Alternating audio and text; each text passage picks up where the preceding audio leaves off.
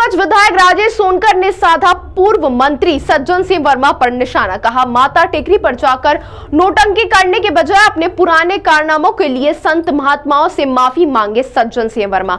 अपने पुराने सनातन विरोध कारनामों पर पर्दा डालने की नाकाम कोशिश कर रहे हैं सज्जन सिंह वर्मा। पूर्व विधायक गोलू शुक्ला के पुत्र के माता टेकरी दर्शन विवाद मामले में कल पूर्व मंत्री सज्जन सिंह वर्मा पहुंचे थे माता टेकरी। आज सोनकच्छ विधायक राजेश सोनकर ने साधा सज्जन वर्मा पर निशाना। कहा, कई बार कर चुके हैं संतों का अपमान।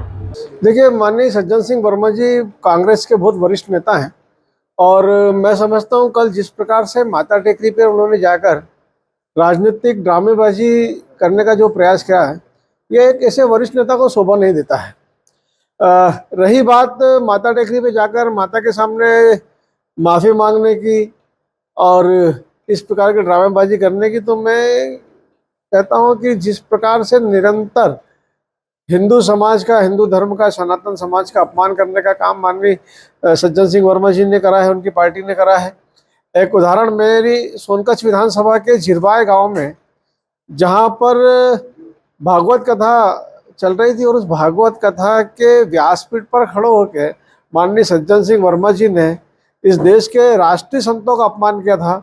धीरेन्द्र शास्त्री जी के बारे में, प्रदीप मिश्रा जी के बारे में जब उन्होंने वहां पर खड़े होकर अपमानजनक टिप्पणी करी, जिससे क्षुब्ध होकर कथावाचक रामकृष्ण उपाध्याय जी को दुखी मन से सौगंध लेना पड़ा था कि सज्जन सिंह वर्मा जी ने जिस प्रकार से साधु संतों का, पुजारियों का अपमान किया है, इस कारण मैं जीवन भर सोनकच्छ विधानसभा के किसी भी गांव में कभी भी भगवत कथा वाचन नहीं करूंगा।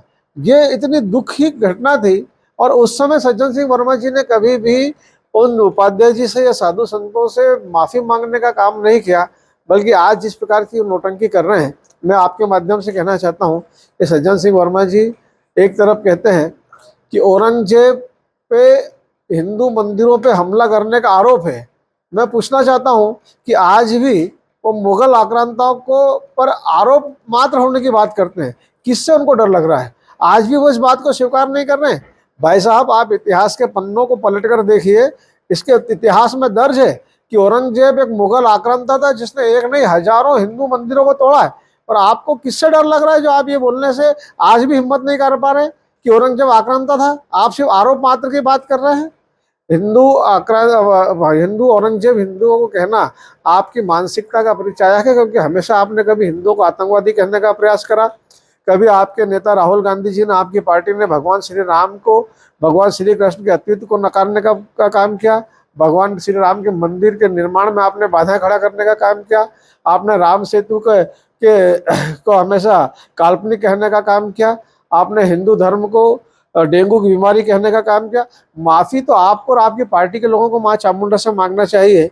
मैं समझता हूं कि माँ चामुंडा आप लोगों को कभी माफ़ नहीं करेगी और जिस प्रकार की ड्रामेबाजी आप कर रहे हैं, इस सब ड्रामेबाजी से आपको बाज आना चाहिए। हिंदू समाज आपके इन कृत्यों को, इस ड्रामेबाजी को बहुत अच्छे से समझता है। विधायक जी, लेकिन जिस तरीके का विधायक पुत्र का जो वहाँ पर पहुँचना हुआ, इस पूरे मामले को आप कैसे देखते हैं? तो किसी को लेकर ये पूरा बवाल खड़ा हुआ? देखिए, निश्चित रूप से जो भी घटना हुई है, मैं समझता हूँ घटना अच्छी नहीं हुई है और उसके लिए शासन प्रशासन निष्पक्ष रूप से कार्रवाई कर रहा है।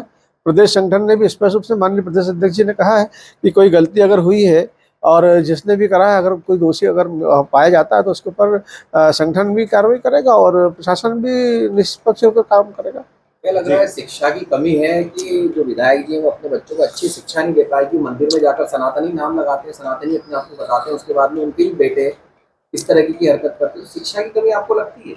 नहीं, देखिए, गोलू शुक्ला जी वास्तव में एक धार्मिक प्रवृत्ति के नेता हैं और आज से नहीं वर्षों से वो भगवान महाकाल की पूजा करते हैं, कांवड़ यात्रा निकालते हैं और उनके एक धार्मिक नेता के रूप में छवि भी है।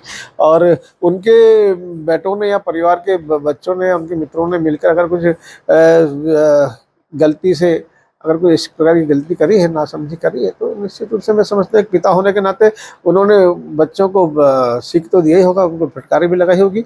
और रही बात शासन और प्रशासन की, शासन प्रशासन उसमें कार्रवाई कर